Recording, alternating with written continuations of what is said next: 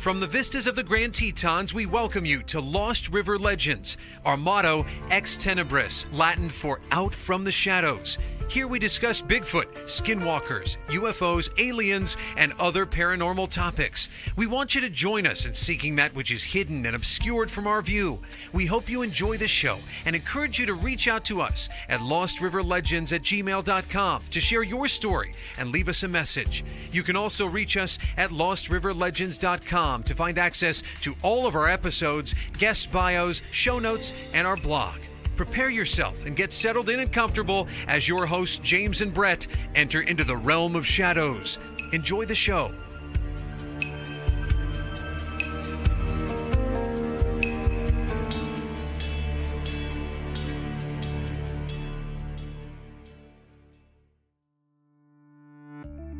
Everybody, welcome to the latest episode from Lost River Legends. My name is Brett, and I'm one of the hosts of the show. James, our other host, he'll be joining us soon in the interview.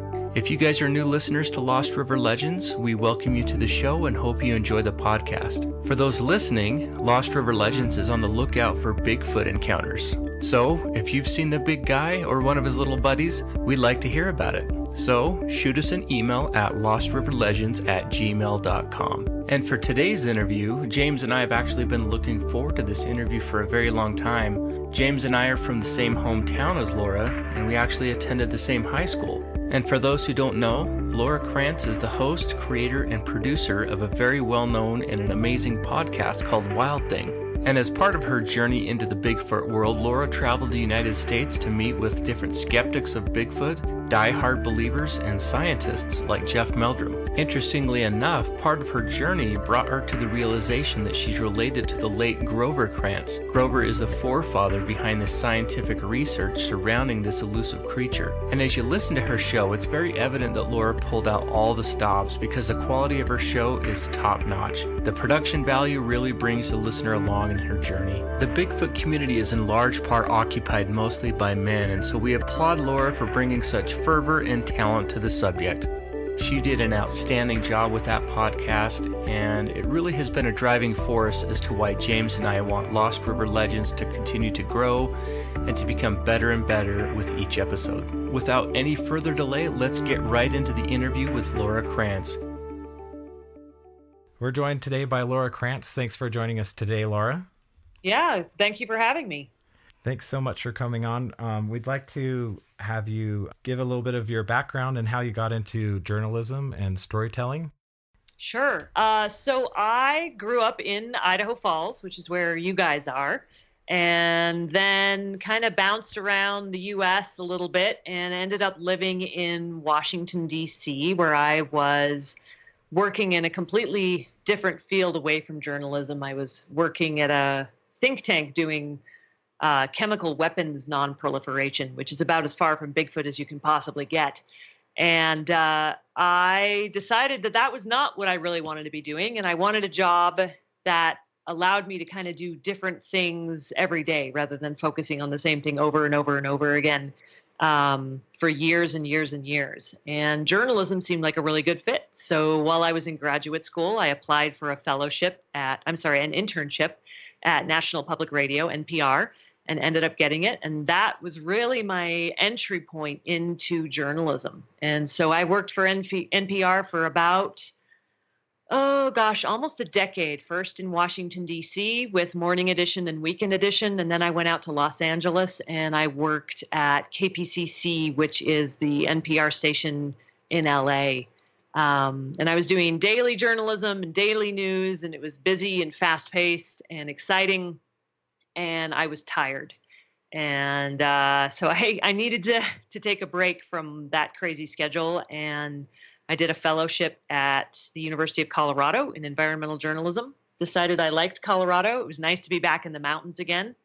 And then, stayed here, did some print work, and realized I missed radio. And that was sort of how I ended up doing the Bigfoot project. I just wanted to do some sort of big project that was of personal interest to me. Well, that's really awesome. You know, hearing your different episodes, it feels to me like you're a natural at this. And I forget that, you can have multiple takes and you can have things kind of felt out, but I feel like your method and your production value and your way of telling the story it does the subject so much justice, and it endears people to you and to your journey, and it wants us to like come along with you on that journey. So props to you for doing such a good job on that. I'm sure you have a big team behind you that that actually supports you in that. It's mainly just me. So I really appreciate you saying that, because I did have an editor and a producer who helped on a few small parts of this. And then I had someone doing music, but most of the recording, reporting, editing, production, all of that was me, which is why it took so long. It took about 1.5 years to do the whole project. And it was definitely a labor of love, emphasis on labor. But I really appreciate you saying that. That means a lot.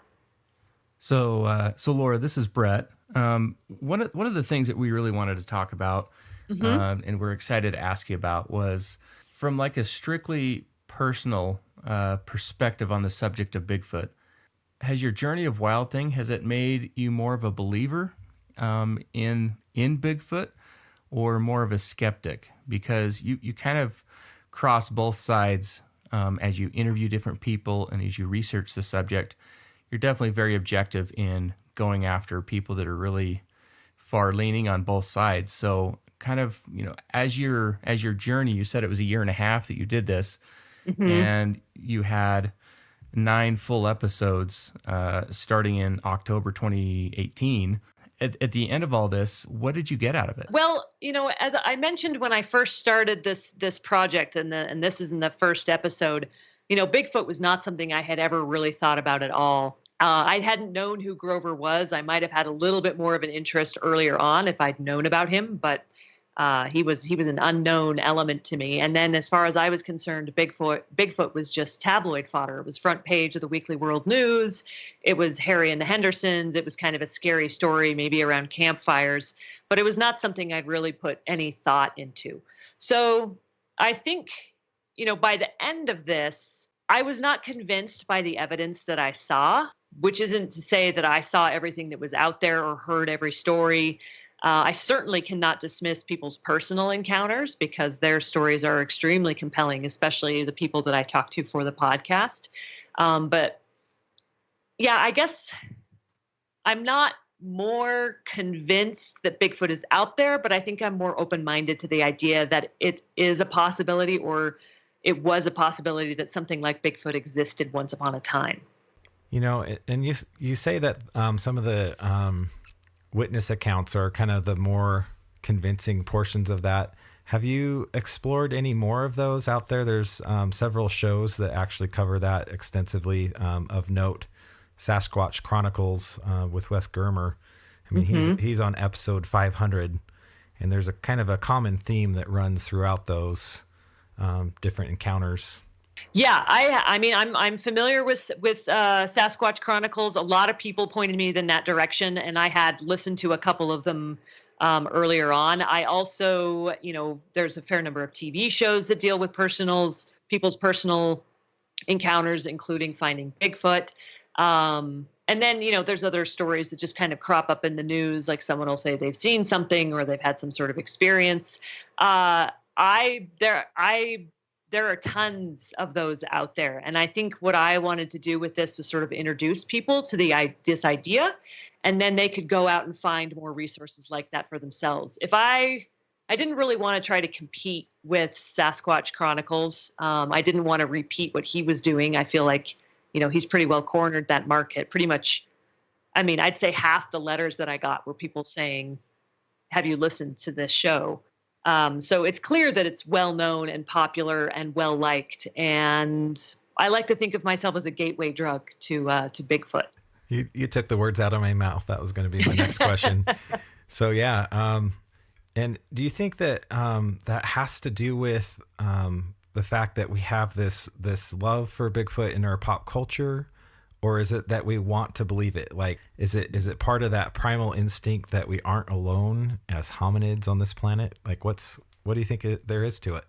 I think there are a lot of elements that play into this. I think part of it is what you're talking about, this idea that we're not alone, that maybe we're not the only hominid species out there. Once upon a time, there were at least eight hominid species walking around the planet at the same time. And now supposedly there's only one, but maybe there could be more than one. Maybe there could be two or three. So I think people like that idea of, maybe we're not completely the only hominid species left. There's something a little lonely about that, I guess. And then I think for other people, it has an environmental or an ecological significance. The idea that the world is still wild and uninhabited and untamed enough that something like this could still exist, that there are pockets of wilderness out there that are unexplored where a creature like this might still be lurking. Like, I think that has a lot of appeal for a lot of people. I think that's one of the things that appeals most to me in some ways is this idea that we haven't paved and pruned and turned everything into a parking lot. I think too, people really like mystery. There's something about this question not ever being completely answered that is appealing to a lot of people. And in fact, some of them don't necessarily want it answered. They prefer the mystery over knowing one way or another. And then, to your last point about pop culture, I think Bigfoot is a lot of fun for a lot of people, because Bigfoot isn't a known creature, because it's something that it remains mysterious. We can kind of put our own stamp on it any way we want. Some people think of Bigfoot as being this very friendly forest creature. Some people think of it as being very scary, and it'll like attack your tent in the middle of the night. I think there's a lot of room to imagine and play and be creative with something like this. Yeah, I mean, there's just been such an explosion of pop culture. You see kind of the iconography in anything, a mug or something, especially in the Northwest. I mean, you can't go anywhere without seeing them. There's carvings everywhere. There's stickers everywhere. So, I mean, it's definitely an indelible thing that's really kind of left an impression on us. And you kind of go into one of your episodes about how it's like, hey, this is a big market. Like it's a big thing that people are doing to capitalize on it. That factor of it is not something I always think of, but once you start looking for it and seeing it in various products everywhere, in different branding. I think there's, web hosting companies that have little drawings of Yeti in there. It's all very subtle, kind of mixed into our culture. Yeah, I mean, it's funny. That's exactly it. The minute I started working on this, I just started seeing Bigfoot everywhere. And especially, like you said, up in the Pacific Northwest. There's a fair amount of it here in Colorado too, but Washington and Oregon especially, you couldn't spit without seeing some sort of Bigfoot thing. There was Bigfoot gummies, there's, Bigfoot surfing, there's Bigfoot bikes and beer, and gosh, you name it. Like, somebody has made a product that has Bigfoot attached to it. Probably, I can't think of a product at this point that doesn't.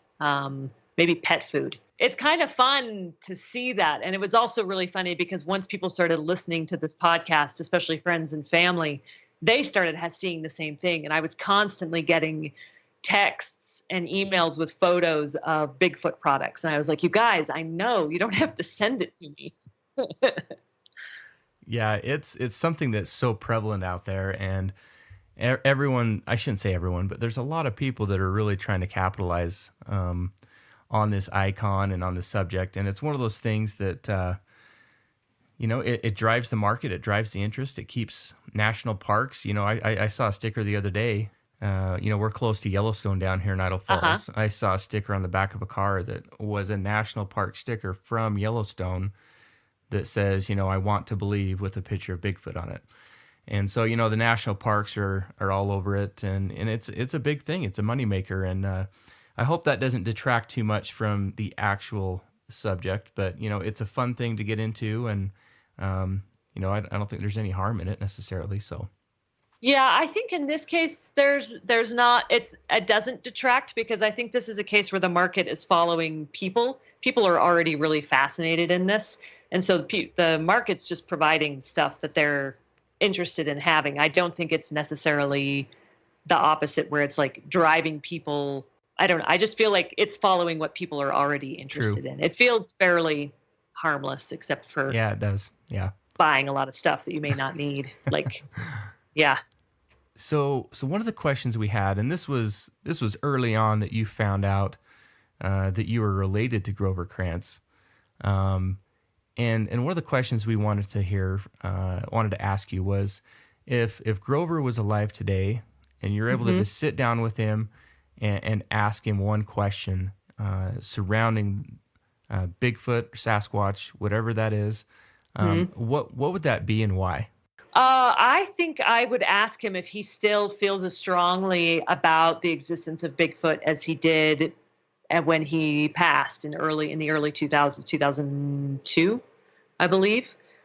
Because with the advent of DNA and with these new very powerful DNA analysis tools, the fact that still hasn't turned anything up yet, I wonder if that would change his opinion of things. I think that would probably be my biggest question, would be talking about that in terms, framing it in the DNA context. True. And there's one thing that that James and I here on Lost River Legends have talked about before was we actually went down to Idaho State University and we met with Dr. Jeff Meldrum, and he's been on your show.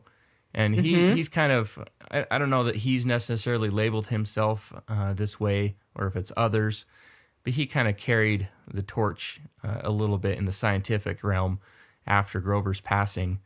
But he had a lot to say about some of the DNA studies that have been done, and it was pretty fascinating. He's in one camp, and there's Melba Ketchum and a couple others that are out there that they're in the other camp, and so even in the scientific community, there's a little bit of tension, and there's different camps, and I kind of wish that we could just all get together and just be like, all right, look, what's the truth, and let's pursue it without any jockeying or like going after our own agendas, anything like that. It gets a little messy, and it's kind of unfortunate.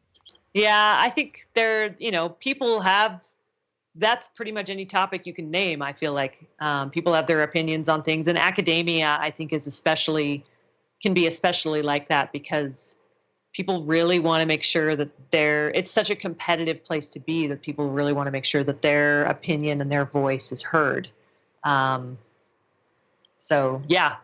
see your point. I don't know. I think that is a nice wish. For sure. We had a lot of fun at his lab. Some of the casts that we saw. Yeah. One of the ones that he had was a newer one, and it was a hand reaching into a peanut butter jar. That's how it was cast. And it was different to see fingers than to see a foot. Just that perspective kind of put things a little bit differently, kind of solidified it, pun intended. Oh yeah, I'll bet. Yeah. Someone sent me a photo. I got a fair number of photos of people's various, photos of casts or photos of footprints that they had taken. And photos are often very hard to decipher from the standpoint of you don't have depth perception. And the lighting isn't always good. People are not always the best photographers.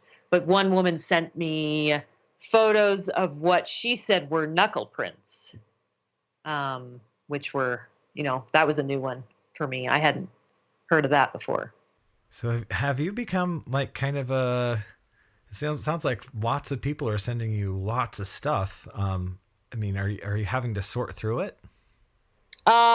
Yes. It has been a lot of stuff. It's tapered off a little bit. I was getting a lot of stuff in November, and like early December. And then I think the holidays kind of slowed things down. But for a while there, I was getting quite a few emails every day. A lot of them were letters just saying, hey, I really enjoyed the podcast. Or have you listened to Sasquatch Chronicles? and, suggesting people for me to interview, which this was not that kind of show. It's not like the show you're doing where it's a straight interview show. Mine was a much more sort of produced story. So the suggestions were nice, but they and I appreciate them reaching out, but it didn't work for what the kind of programming I was doing. But yeah, it's definitely tapered off at this point. One of the things that James and I have really tried to touch on, and we've asked a few people this that we've interviewed. We talked to Jeff Meldrum about this particularly, and I'm hoping we've had a hard time pronouncing the word, but it's pareidolia. It's this phenomenon where we see something that might not really be there. We see, I think Jeff and others have kind of termed the blob squatch, this mass of whatever in a tree line, in the forest. And I feel like sometimes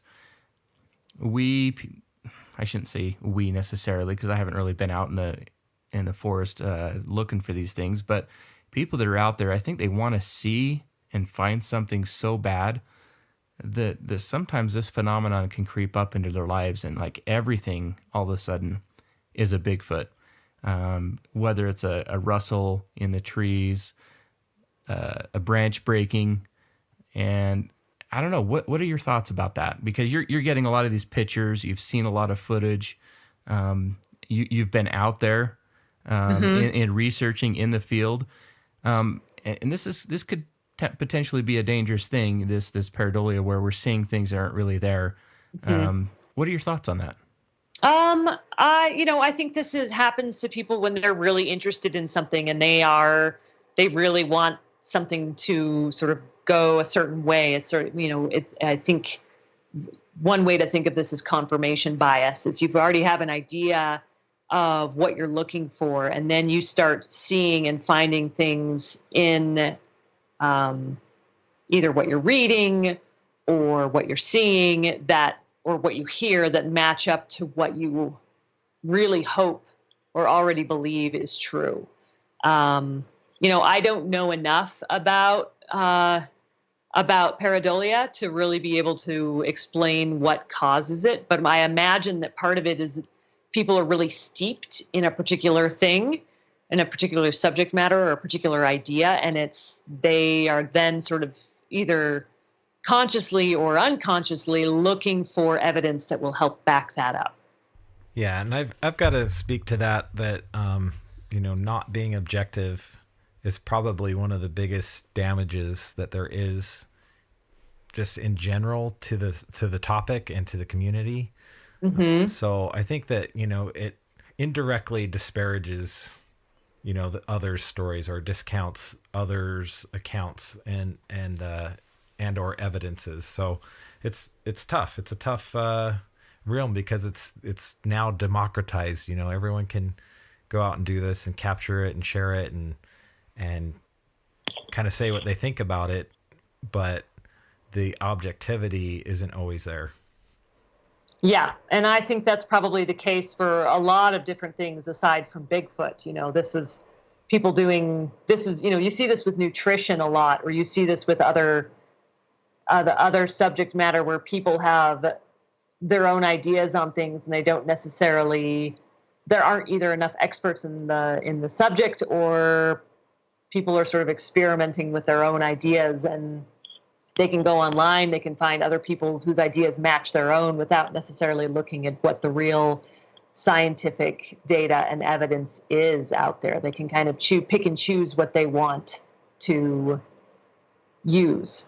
And that can be pretty problematic. It's kind of a fine line, because the flip side of this is citizen science can actually be very beneficial in many cases too. You think of something like the bird counts that get done, or snow depth measurements, where you have people going out and gathering information and then submitting it to scientists, and it actually helps scientists get a bigger picture of what's going on in an ecosystem or with a species or